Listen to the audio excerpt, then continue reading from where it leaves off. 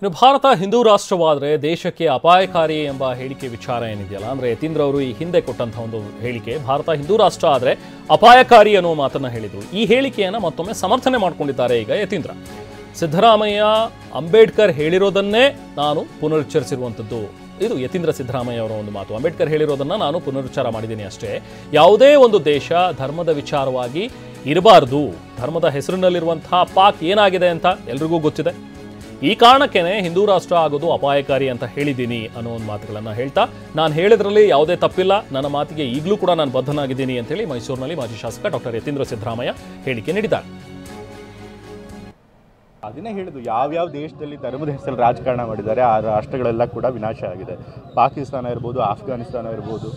So ಜನ ಯಾವತ್ತೂ ಕೂಡ ಸರ್ಕಾರ ಆರಿಸಬೇಕಾಗಿರೋದು ಜನರಿಗೆ ಕೆಲಸ ಮಾಡೋ ಆಧಾರದ ಮೇಲೆ, ಧರ್ಮದ ಹೆಸರು ಮೇಲೆ ಸರ್ಕಾರಗಳನ್ನು ಆಯ್ಕೆ ಮಾಡಬಾರ್ದು. ಧರ್ಮ ರಕ್ಷಣೆ ಮಾಡೋದು ಸರ್ಕಾರದ ಕೆಲಸ ಅಲ್ಲ, ಅದಕ್ಕೆ ಬೇರೆಯವರು ಇದ್ದಾರೆ, ಅದಕ್ಕೆ ಬೇರೆ ವ್ಯವಸ್ಥೆ ಇದೆ ಸಮಾಜದಲ್ಲಿ. ಸೊ ಹಾಗಾಗಿ ಸರ್ಕಾರ ಏನಿದ್ರು ಕೂಡ ಜನರ ಸಮಸ್ಯೆಗಳನ್ನು ಬಗೆಹರಿಸಬೇಕು, ಅದ್ರ ಮೇಲೆ ರಾಜಕಾರಣ ಮಾಡಬೇಕು. ಅದನ್ನೇ ನಾನು ಕೂಡ ಹೇಳಿದ್ದೀನಿ. ಅಂದರೆ ಬಿಜೆಪಿ ಮಾಡ್ತಿರೋದು ಧರ್ಮ ರಾಜಕಾರಣ.